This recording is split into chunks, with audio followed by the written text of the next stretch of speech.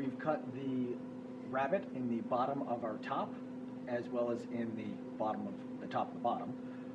So now we're going to cut the decorative molding on the top of our top as well as on the pieces that are going to become the shoe molding around the bottom of the box. So to do that, we're going to use the Roman OG bit that also has a bearing on the top, just like the rabbet does. So we're going to remove the rabbet and put this in its place, and then we'll set up the fence in the same way that we set up the fence for the rabbet.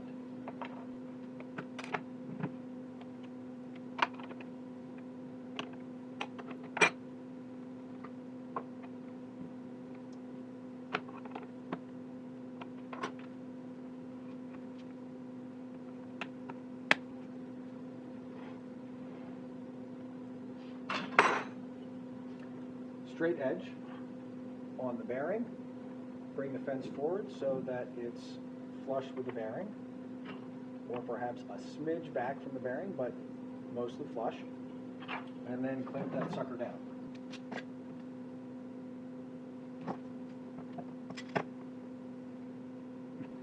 Look at that, I'm bleeding.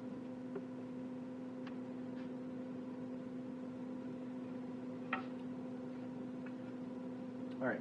Now that we have the fence set up, we need to set up the height for this guy. So what we need to do is decide how much of the decorative molding do we want to cut into our piece.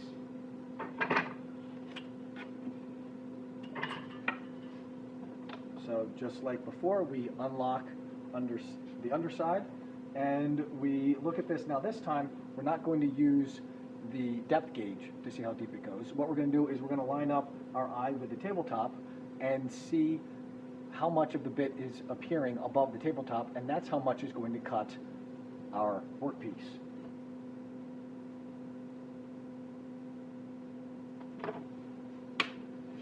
I'll set mine up so that the whole bit is going to be cutting into the workpiece. The cove curve, the roundover curve, and then the straight bit to cut the notch, and we'll cut the whole thing. Now before I actually cut my real workpiece, I have a piece of scrap here that I'm going to use to test cut, make sure everything is set up correctly, as well as just to see what the curve is going to be. So I have my bit set, I have my fence set, and I have my safety goggles on.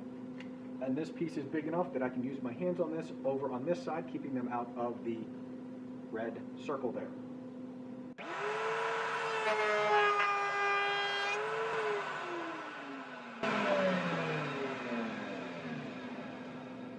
All right, and I have my test cut here. I have my decorative molding there on that side, and then for the top, as well as the shoe molding, it's going to look like this from the top to the bottom.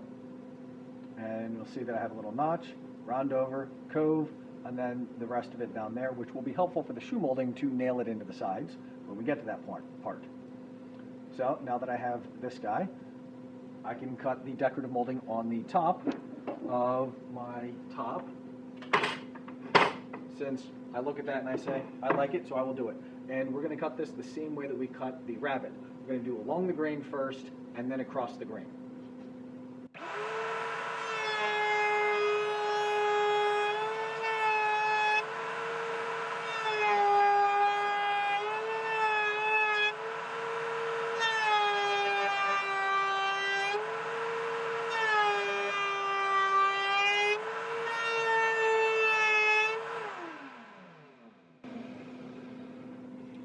I had a little bump there, so I need to remake that cut. That's the nice thing about the bearing, is that you can go back and try it again if you need to.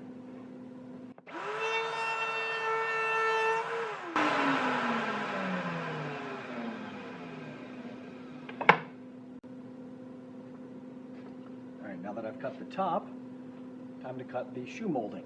Now this is a long and skinny piece, and you're going to have to be pushing it by this back end. You don't want to use your hands for that. So we have a push stick, and we're going to push with this notch here along the end once it gets close. So what we're going to do is we're going to hold it back here and push forward with the hand, keeping this hand just for holding it against the fence.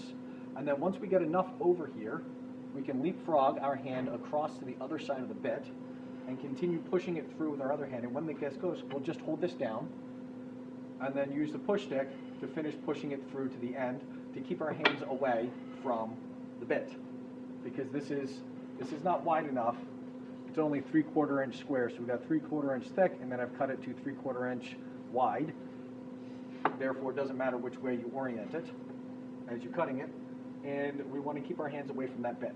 So left hand is for holding it down, right hand is for pushing, and then when we get a bunch over here, leapfrog, continue pushing. You can pause and just hold this down here, and then pick up your stick and push it through the rest of the way. So we'll have the stick here ready to go. Let's try it out.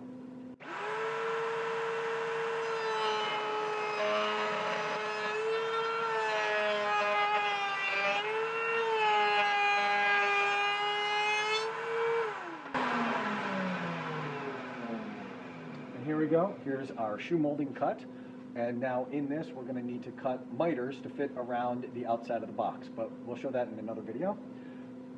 We're going to do 2 of these to fit all the way around the box, in addition to the lid with the decorative molding.